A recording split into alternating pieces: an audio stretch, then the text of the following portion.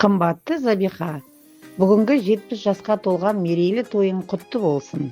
Семьямыздың атынан саған әлемдегі ең ізгі тілектерді арнаймыз. Жылдар бойы сен біздің әулеттің келіні болып, үйге жылулық пен қонақ жайлық сыйлап келесің.